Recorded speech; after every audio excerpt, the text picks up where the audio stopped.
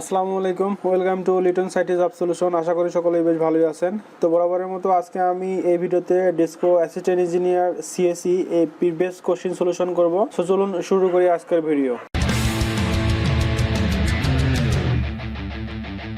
তো যেহেতু ডিসকোর circular already হয়েছে এবং পরীক্ষা কিন্তু খুব শীঘ্রই হয়ে যাবে, তো এই জন্য আমার মনে হলো কোশ্চেনটি সলিউশন করে আপলোড করা উচিত, তাই আমি আপলোড করছি। আপনারা কিন্তু আমাদের চ্যানেলে DESCO sub assistant engineer computer এই বছর কোশ্চেনও কিন্তু পেয়ে যাবেন। এই পরীক্ষাটা নিয়েছিল হচ্ছে আপনার বুয়েট 29 মার্চ 2019 সালে পরীক্ষাটা হয়েছিল এবং মোটামুটি কিন্তু ডেসকো লাইভে এটা কিন্তু ফার্স্ট সিএসি থেকে সার্কুলার হয়েছিল এবং এখানে মেবি আপনারা 29 জনের মতো বা 17 জনের মতো এরকম মেবি নিয়েছিল আর কি, হ্যাঁ, অ্যাসিস্ট্যান্ট ইঞ্জিনিয়ার সিএসি থেকে। তো ঠিক এইবারের সার্কুলারে কিন্তু অ্যাসিস্ট্যান্ট ইঞ্জিনিয়ার আছে 10টা পোস্ট।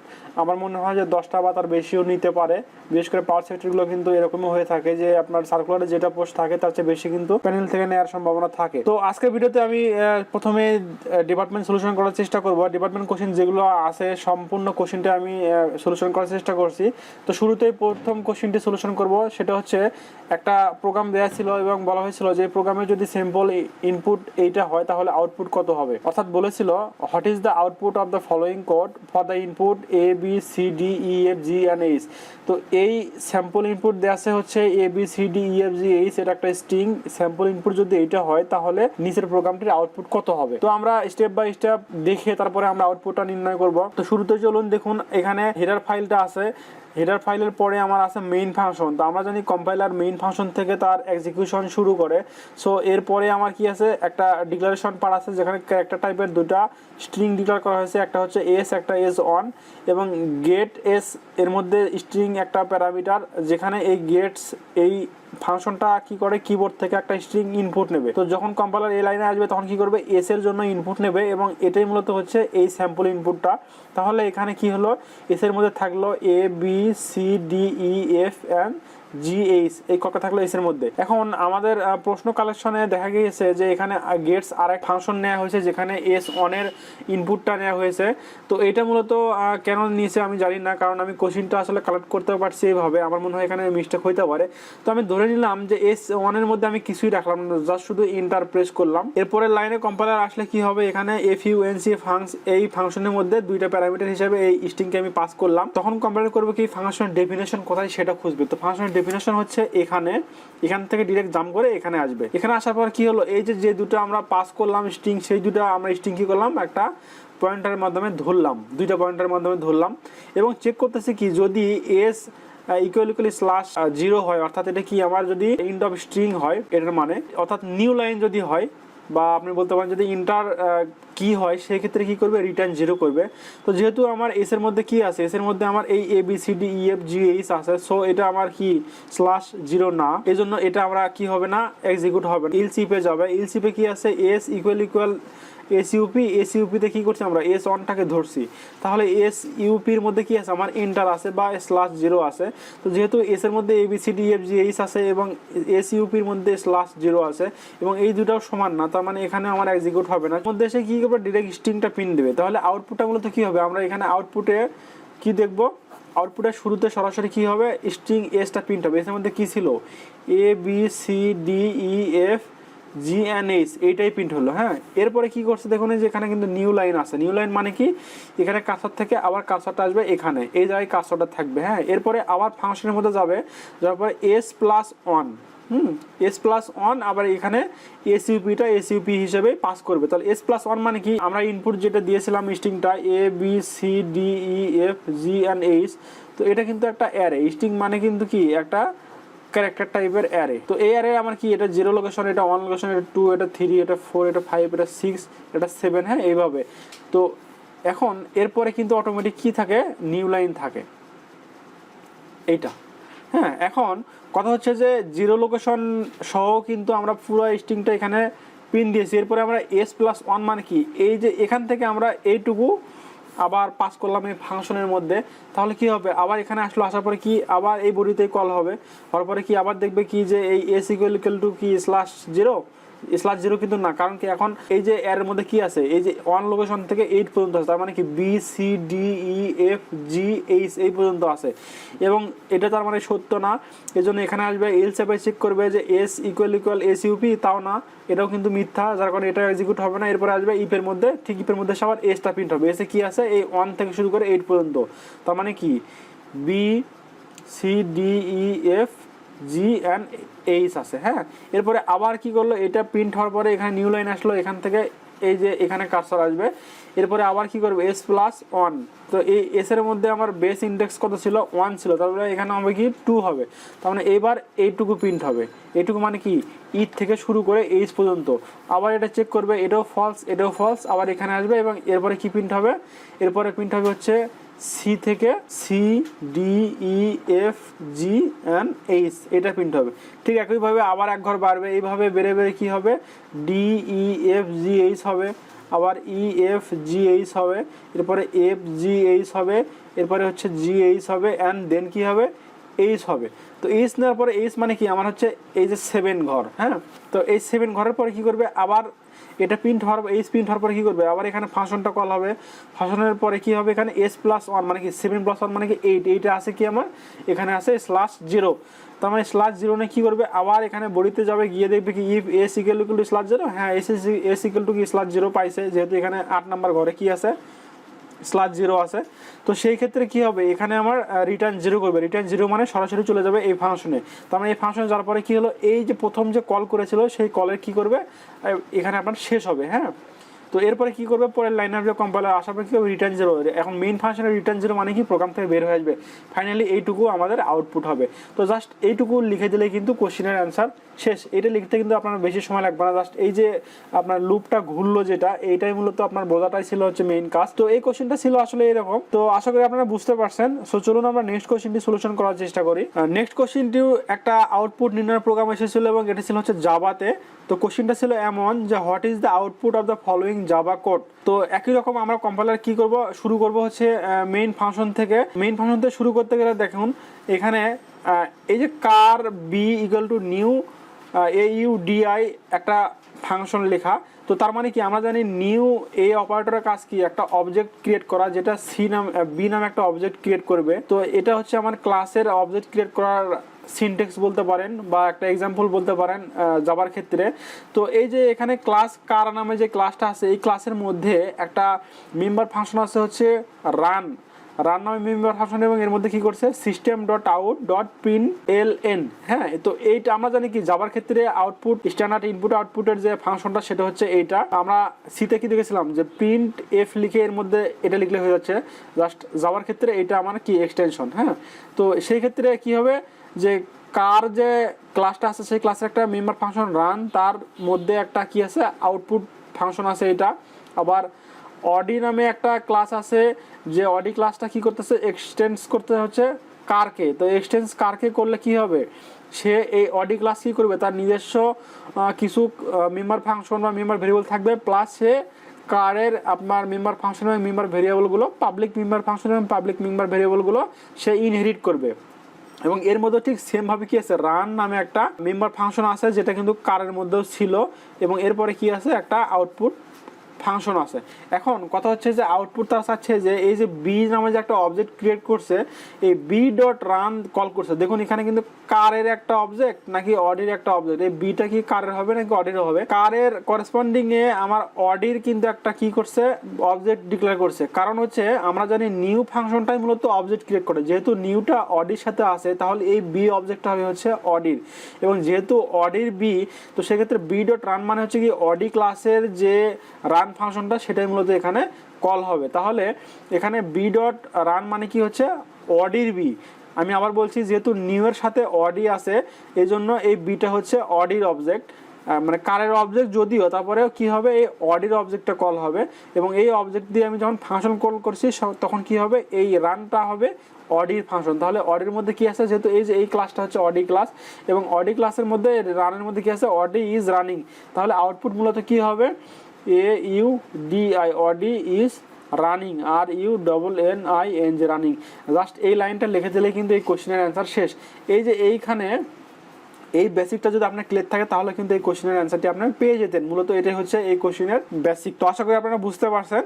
তো চলুন এবার আমরা নেক্সট কোশ্চেনটি সলিউশন করার চেষ্টা করি। নেক্সট কোশ্চেনটি ছিল হচ্ছে লিনাক্স কমান্ড। আমরা কিন্তু দেখেছি যে বুয়েট পরীক্ষা নিলে কিন্তু লিনাক্স কমান্ড অবশ্যই দিয়ে থাকে এবং এটা কিন্তু গতানুগতিক কমন যে লিনাক্স কমান্ড সেগুলোই কিন্তু। সো আপনারা লিনাক্স কমান্ডগুলো একটু ভালো করে গুরুত্ব সহকারে পড়বেন, কারণ প্রতিনিয়ত কিন্তু লিনাক্স কমান্ড পরীক্ষায় আসে। তো আমরা চলুন এই লিনাক্স কমান্ডগুলো সরাসরি আমরা লাইভ সার্ভারে আমরা এক্সিকিউট করে দেখব। আমি চলে যাচ্ছি আমার কম্পিউটার স্ক্রিনে। প্রথমে আপনাদেরকে দেখাবো হচ্ছে যে আমরা কিভাবে ওয়েব সার্ভারটা ওপেন করব। তো আমি মূলত এই ওয়েব সার্ভারে আমার রেজিস্ট্রেশন করা কমপ্লিট এবং আমি লগ ইন করে আসি। জাস্ট শুধু এখানে টার্মিনালে ক্লিক করলে আমরা কি করব, টার্মিনালে চলে যেতে পারবো এবং এখানে আমার যে লিনাক্স পিসির যে লগ ইন পাসওয়ার্ড আছে সেটা দিয়ে আমি লগ ইন করতেছি। আমি লগ ইন করেছি।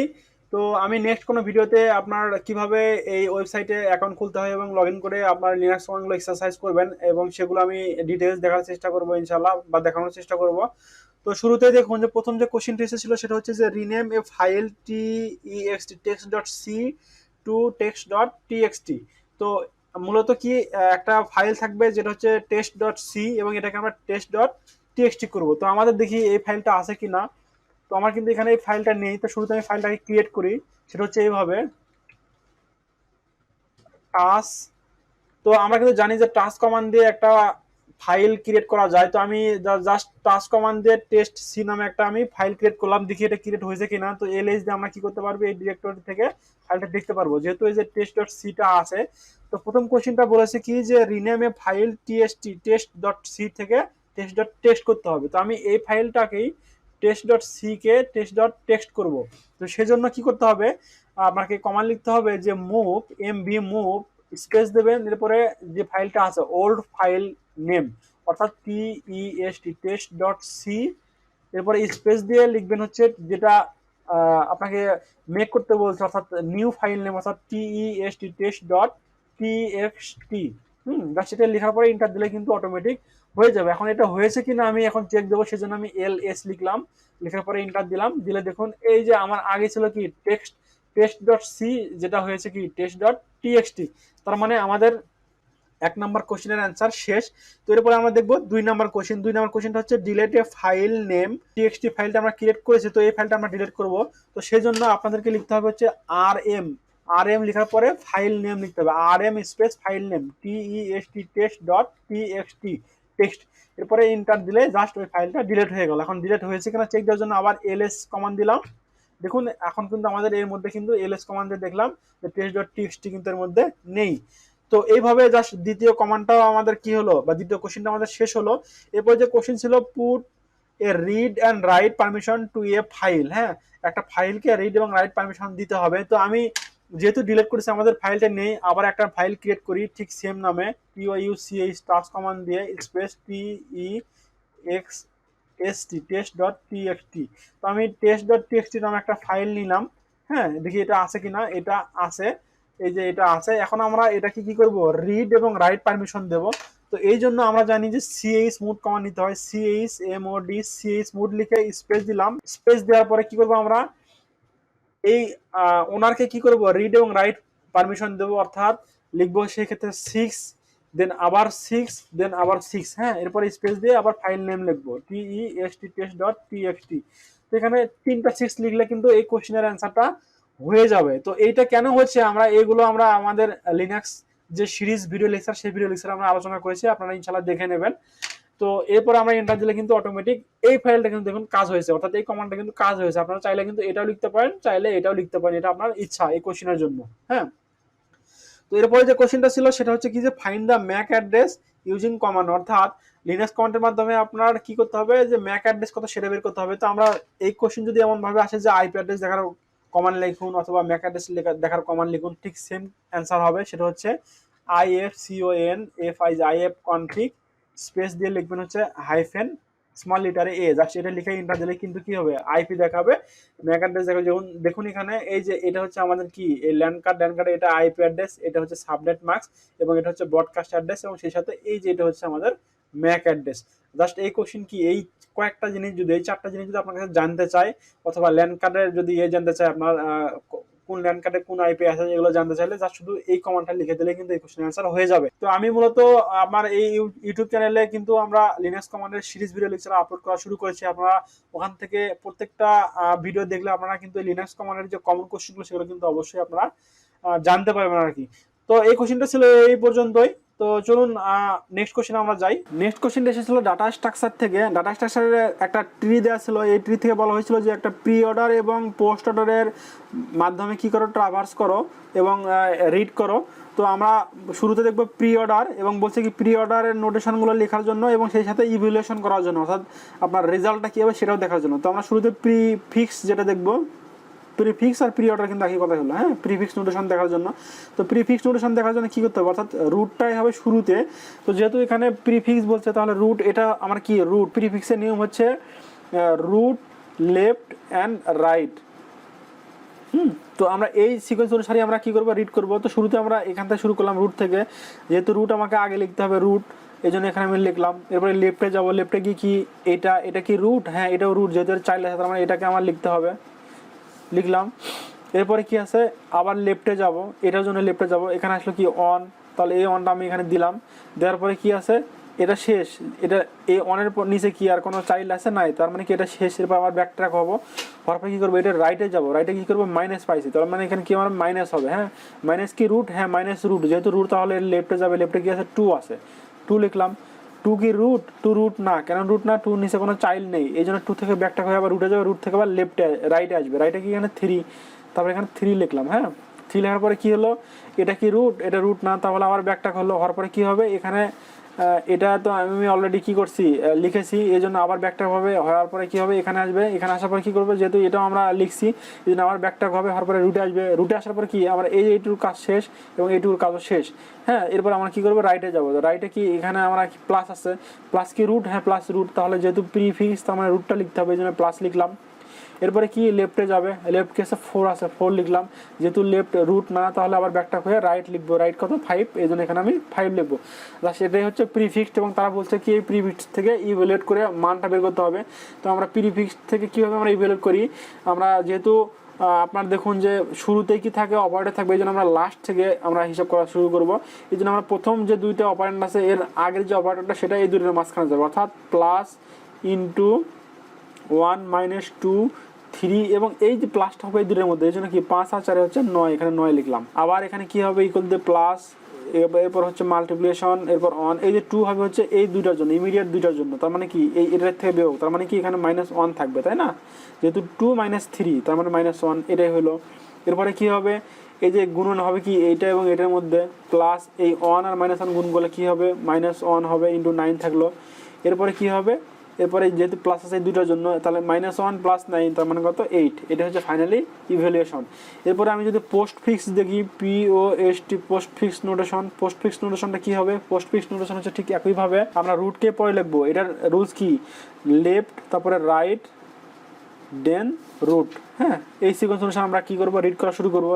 যেহেতু এটা রুট তাহলে আমাকে যেতে হবে লেফট, কারণ কি এখানে যে এল থেকে শুরু পোস্ট ফিক্সের ক্ষেত্রে এখানে লেফটে আসলাম, এটাও যেহেতু রুট লেখা যাবে না, এর লেফটে আসলাম, এটা হচ্ছে 1, তার মানে আমরা কি করবো এখানে 1 লিখবো। এরপর কি করবো, আবার রুট দেখবো, রুট কিন্তু লেখা যাবে না, লেফটের পরে রাইট লিখতে হবে, তার মানে কি এটা যেহেতু রুট আবার নিচে আসবে, আসার পরে এটা যেহেতু রুট লেখা যাবে না, লেফটে যেতে হবে, এখানে 2 আছে 2 লিখলাম, লেখার পরে কি 2 রুট না, ব্যাকটা খাওয়ার পরে কী হবে রাইট লিখতে হবে, রাইট কি আছে 3 আছে 3 লিখলাম, লেখার পরে কী হবে এরপরে রুট লিখবো, এই রুট কত মাইনাস, এই মাইনাস লিখলাম, লেখার পরে আবার গেল, যাওয়ার পরে কী হবে এই যে এটা রুট, এই রুট এই জন্য এখানে আমি গুণ লিখলাম, লেখার পরে কী হবে আবার রুটে যাবে, যেহেতু লেফট শেষ এবার রাইটে যাবো, এটা আমি আগে লিখবো না, এখানে আসলাম, এখানে আসার পরে এটা রুট, লেফটে যাব 4 লিখলাম, 4 রুট না, আবার কি করবো রুটে যাবো, যাওয়ার পর রাইট লিখবো, রাইট কত 5, 5-এর পরে কী করবো এটা রুট লিখবো, রুট হচ্ছে প্লাস লিখলাম, লেখার পরে রাইট শেষ, এরপরে এটা আমরা রুট লিখবো, রুট হচ্ছে কি আবার প্লাস আছে। তো এটা হচ্ছে পোস্ট ফিক্স নোটেশন, এইটুকু হচ্ছে অ্যান্সার। আবার আমরা কি করবো ইভ্যালুয়েট করবো, ইভ্যালুয়েট আমরা পোস্ট ফিক্সের ক্ষেত্রে কি করবো, বাম দিক থেকে শুরু করবো, বাম দিক থেকে কীভাবে শুরু করবো, দেখুন এখানে 1 আছে লিখলাম, এরপরে এই যে 2 আর -3-এর মধ্যে গুণ নেগেটিভ, তাহলে -1 হলো, এরপর ইন্টু 4 5 প্লাস প্লাস, এরপরে এখানে এই ইন্টু কী হবে 1 আর -1-এর মধ্যে ইন্টু হয়ে কী হবে -1ই থাকবে, হ্যাঁ -1 থাকলো, 4 5 প্লাস প্লাস হলো, এরপরে কি হবে, এই প্লাসটা এই দুটোর মধ্যে হবে, ইমিডিয়েট দুটা। এরপর -1 থাকলো, এখানে 4 5 মিলে 9 হলো, এরপর প্লাস থাকলো, তার মানে কি -1 + 9 = 8। দেখুন এই যে প্রিফিক্সও কিন্তু 8, পোস্ট ফিক্সও কিন্তু 8। তো এই দুটো কিন্তু মিললে আপনি কিন্তু নিশ্চিত হতে পারবেন যে আপনার এই অ্যান্সারটি ঠিক হয়েছে। তো এই ছিল হচ্ছে এই কোশ্চেনের অ্যান্সার, আশা করি আপনারা বুঝতে পারছেন। সো চলুন আমরা নেক্সট কোশ্চেনটি দেখি। নেক্সট কোশ্চেনটা হচ্ছে একটা কোয়েরি ছিল, যেখানে বলা হয়েছিল যে স্টুডেন্ট নামে একটা টেবিল আছে, যে টেবিলের কলাম হচ্ছে SID, name, gender, age, phone number, department and CGPA। বলেছে যে write a query to get maximum CGPA of student of each department and which student gets highest CGPA in all department। তো এখানে question কিন্তু দুইটা, অর্থাৎ এখানে একটা query লিখতে বলছে হচ্ছে to get maximum CGPA of student of each department. তার মানে যে আপনি যদি চিন্তা করেন যে আপনার ভার্সিটিতে CSE, তারপরে ME বা ট্রিপল ই 3টা ডিপার্টমেন্টে সাপোজ আছে, তো বলছে যে CSEর হাইস্ট CGPA কার, মেকানিক্যাল হাইস্ট CGPA কার, ট্রিপল ইর হাইস্ট CGPA কার, সবারটা দেখার জন্য এইটুকু কোয়েরি লিখতে বলছে। হ্যাঁ, তো এই জন্য আমরা এটাই করব যে সিলেক্ট, যেহেতু ম্যাক্সিমাম CGPA কথা বলছে এই জন্য ম্যাক্স একটা এগ্রিগেশন ফাংশন লিখলাম, এবং এর মধ্যে এই যে এখানে যে কলাম নাম ঠিক যেমন থাকবে তেমন হুবহু আমি এখানে লিখে দেবো। এরপরে কি করবো, ফ্রম টেবিলের নাম লিখলাম, যেহেতু একটাই টেবিলের জন্য আমাদের জয়েন করার দরকার নেই, এবং এখানে গ্রুপ বাই ডিপার্টমেন্ট। এখন গ্রুপ বাই কেন লিখলাম, গ্রুপ বাই লিখলাম হচ্ছে যে সে প্রথমে এই CSEর মধ্যে সে হাইস্ট বের করবে। তার মানে আমার CSEর যত স্টুডেন্ট আছে সবাইকে একটা গ্রুপ করবে যে কি CSE গ্রুপের তারা, তো এই CSE গ্রুপের মধ্যে হাইস্ট কার তাকে দেখালো। আবার আসবে মেকানিক্যাল মিলে একটা গ্রুপ করবে, মেকানিক্যাল গ্রুপের মধ্যে হাইস্ট কার তাকে দেখাবে। আবার ট্রিপল ই মিলে একটা গ্রুপ করলো, অর্থাৎ ট্রিপল ই স্টুডেন্টগুলোকে একটা গ্রুপ করলো, করে ওই গ্রুপের হাইস্ট কার তাকে দেখাবে। হ্যাঁ, ঠিক এই জন্য কিন্তু এখানে গ্রুপ বাই আসলে লিখতে হয়।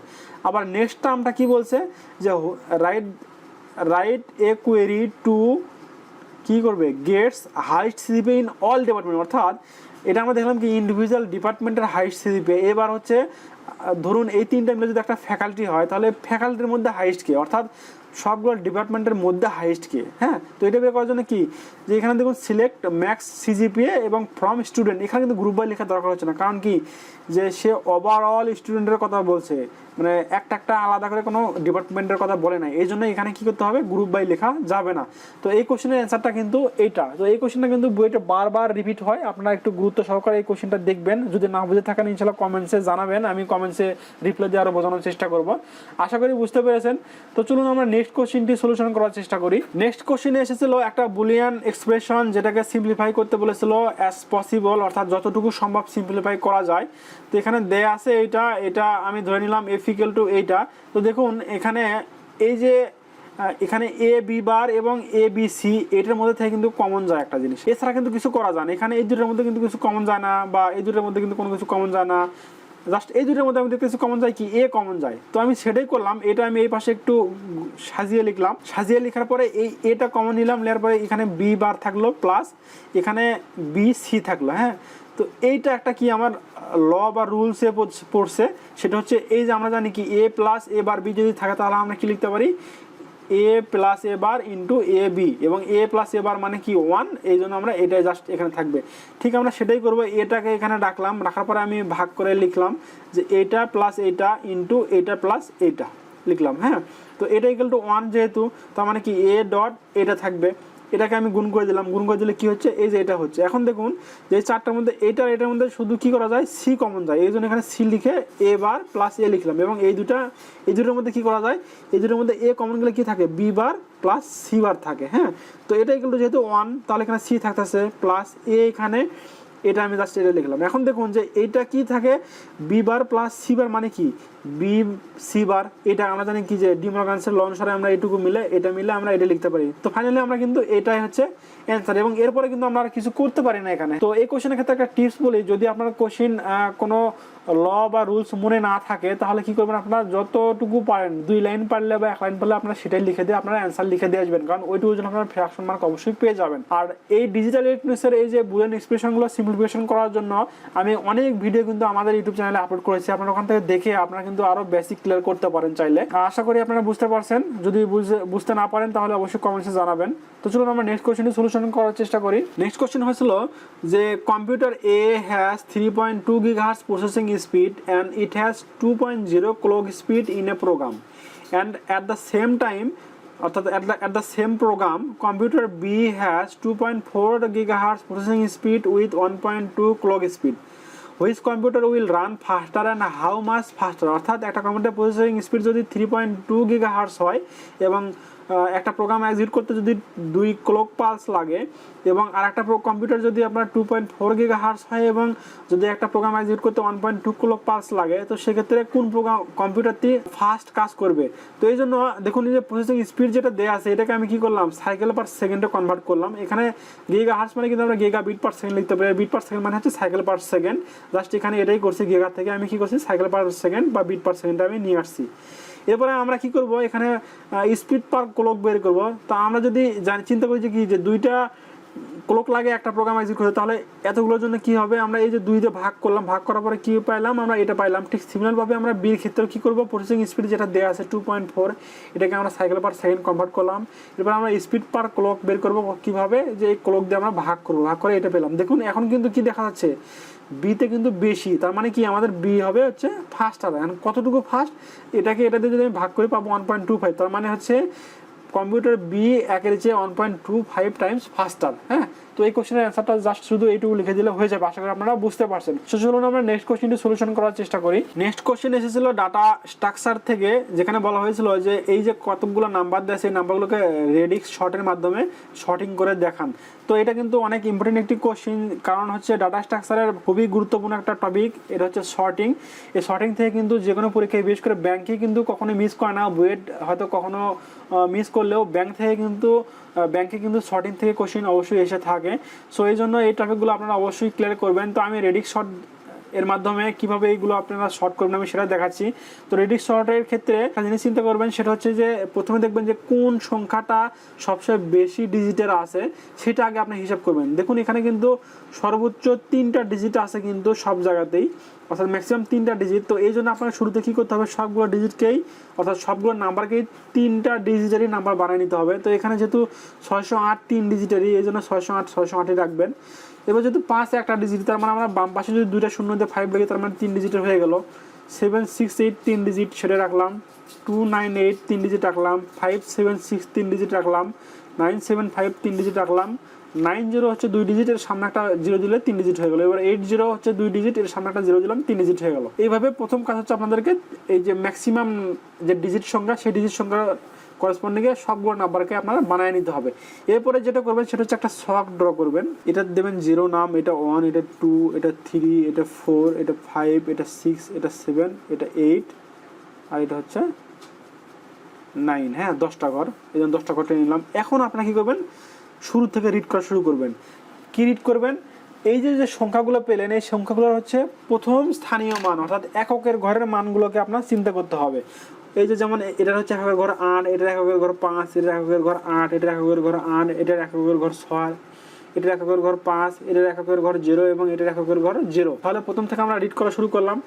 এই সংখ্যাটা কি আছে, এককের ঘরে আছে 8, তার মানে 8-এর ঘরে এই সংখ্যাটা লিখবেন, অর্থাৎ 608। এই সংখ্যার এককের ঘর কত আছে, 5 আছে, তার মানে 5-এর ঘরে লিখবেন 005। এটা আছে 8 এবং 8 যেহেতু আছে তাহলে এর নিচে লিখবেন 768 লিখলাম। এরপরে কি আছে, এখানেও 8 আছে, এটা আপনি কি করবেন, এই ঘরে লিখবেন 298 লিখলাম। এরপর আছে 6-এর ঘরে লিখবেন 576 লিখলাম। এরপর আছে 5975 লিখলাম। এরপর আছে 0 ঘরে লিখলাম 090। এরপর আছে কি 0, এরপরে 080 লিখলাম। এবার আমরা কি করব, শুরু থেকে দেখুন এই যে এই ঘর থেকে আমরা রিড করা শুরু করে লিখবো, অর্থাৎ 090 080, এখানে না, এখানে না, এখানে আমরা এটা লিখবো 005 লিখলাম, 975 লিখলাম, আবার এটা লিখবো 576 লিখলাম, এরপরে 608 লিখলাম, 768 লিখলাম, দেন 298 লিখলাম। এটা হচ্ছে ফার্স্ট পাসের পরে এইটা পেলাম আমরা। হ্যাঁ, ঠিক একইভাবে আবার আমরা কি করব, দ্বিতীয় ঘরের জন্য অর্থাৎ দ্বিতীয় স্থানীয় মানের জন্য আমরা আর একটা ঘর নেব এবং এটাকে আমরা কি করব, 10টা ভাগ করব। এরপরে আবার আমরা কি করব, 0 1 2 3 4 5 6 7 8 9। হ্যাঁ, এই যে 2 নাম্বার ঘর, এটা আমরা চয়েস করব। এবার আবার আমরা শুরু থেকে কি করব, রিড করা শুরু করব। যেহেতু এখানে আমরা 0909 আছে, এই জন্য 9-এর ঘরে লিখলাম 090। এরপরে কি আছে, 8 আছে, তাহলে 8 কই আছে, 080 লিখলাম। এরপরে কি আছে, 0 আছে, তাহলে 9.05 লিখলাম, এরপরে কত 7 আছে, এখানে আসবে 9.75 লিখলাম, এরপরে কোনটা আবার 7 আছে, 5.76 লিখলাম, এরপরে কোনটা 0 আছে, 0 মানে কই, এই যে এখানে 6.08 লিখলাম, এরপরে কোনটা আছে 6 আছে, 6 ঘরে কি যাবে 7.68 লিখলাম, এরপরে 9 আছে 2.98 লিখলাম। হ্যাঁ, সেকেন্ড পাশে কি হবে, আবার এড করবো 0.05, তারপরে 6.08, এরপরে এটা 7.68, 9.75, 5.76 and 0.80 and 0.90 and 2.98। লেখা শেষ। এরপরে আমরা যেটা করব সেটা হচ্ছে, আচ্ছা আমি একটা জিনিস ভুল করতে, সেটা হচ্ছে কি যে এই যে এখানে আমরা যে লিখলাম, লেখার পরে যে আমরা এখানে রিড করব, রিড করার সময় আমাদের কি করতে হবে, আপনাদেরকে এই ঘরের সঠিক অনুসারে লিখতে হবে। অর্থাৎ এই দুটোর মধ্যে বড় কোনটা 0.80 এটা, সরি ছোটো কোনটা এটা, তারপরে লিখতে হবে বড়টা 0.90 লিখলাম। এই যেখানে হচ্ছে কি এই দুটোর মধ্যে বড় কোনটা সেটা পরে লিখবো 0.05 এখানে লিখতে হবে, এরপরে হচ্ছে 9.75 লিখতে হবে, 9.75 লিখতে হবে লিখলাম, এরপর এখানে কত 5.76 লিখতে হবে লিখলাম, এরপর হচ্ছে 6 এর মধ্যে ছোটো কোনটা 2.98 সেটা আগে লিখতে হবে, এরপরে 6.08 সেটা আগে লিখতে হবে, দেন হচ্ছে 7.68 এটা লিখতে হবে। জাস্ট এই ঘরের মধ্যে আবার সঠিক অনুসারে এই যে রিড করে নিতে হবে। এটা হচ্ছে ফার্স্ট পার্ট ছিল। তো এখান থেকে আমরা কি দ্বিতীয় ঘরের জন্য লিখবো, দ্বিতীয় ঘর আছে এখানে 8, তাহলে এটা আমরা কি লিখবো 8-এর ঘরে লিখবো, অর্থাৎ আপনার এটা লিখলাম, হ্যাঁ 8-এর ঘরে লিখলাম, এরপর আছে 9 আছে 9-এর ঘরে লিখলাম, এরপরে 0.00 এটা 0 ঘরে লিখলাম। হ্যাঁ, এইভাবে কিন্তু আমাদের লেখা হয়ে গেল।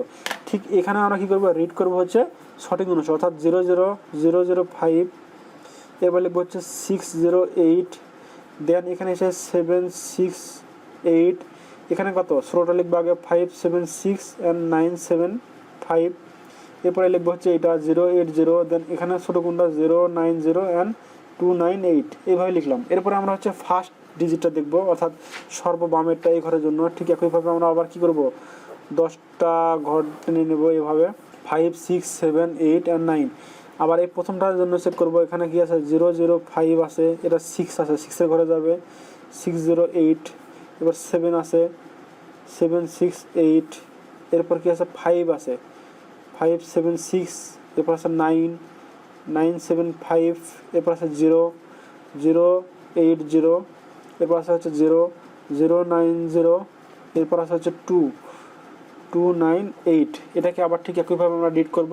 ফাইনালি রিড করলে কী পাবো আমরা, এখানে সঠিক অনুসারে 0.05, এরপরে 0.80, এরপরে 0.90, এরপরে হচ্ছে 2.98, এরপরে এটা 5.76, এরপরে 6.08, 7.68 অ্যান্ড হচ্ছে 9.75। তো দেখুন এই যে এটা কিন্তু এখন শর্টিং হয়ে গেল। হ্যাঁ, অর্থাৎ অ্যাসেন্ডিং অর্ডারে কিন্তু খুব সুন্দরভাবে শর্টিং হয়ে গেল। তো এইভাবে হচ্ছে রেডিক্স শর্ট কাজ করে। তো আপনারা আরেকবার একটু ভালোভাবে দেখবেন, দেখলে আপনারা কিন্তু ক্লিয়ার হতে পারবেন আর কি। তো এই ছিল এই কোশ্চেনের অ্যান্সারটি, আশা করি আপনারা ক্লিয়ারভাবে বুঝতে পারছেন। তো এরপরে যে কোশ্চেনগুলো ছিল সেটা হচ্ছে difference between hub switch and router এবং what is the scrum method in software development. Software ডেভেলপমেন্টের স্ক্রাম SCRUM স্ক্রাম মেথডগুলো বর্ণনা করো। হ্যাঁ, বা কী কী, জাস্ট এই দুইটা একদম থিওরি বোঝার কিছু নেই। তো এই জন্য আমি এই দুইটা কোশ্চেন সহ সম্পূর্ণ কোশ্চেন আমি ডিটেলসভাবে আমাদের ওয়েবসাইটে আপলোড করবো। আমাদের ওয়েবসাইটটা যারা জান না তাদের জন্য আমি লিখছি, সেটা হচ্ছে www.careerbd.com। জাস্ট এই ওয়েবসাইটে গিয়ে আপনারা কী করতে পারবেন, আরও বিভিন্ন কোশ্চেন কিন্তু সলিউশন নন ডিপার্টমেন্ট সহ আপনারা পেয়ে যাবেন। আশা করি এই ওয়েবসাইটে ভিজিট করবেন। তো এই ছিল আজকের ভিডিওটি যদি ভালো লেগে থাকে অবশ্যই আপনার কমেন্টসে মতামত জানাবেন, কারণ আপনার কমেন্টসে আমাকে ভিডিও বানাতে কিন্তু অনুপ্রেরণা করে। তো ভালো থাকবেন সবাই, ধন্যবাদ সবাইকে, আসসালামু আলাইকুম।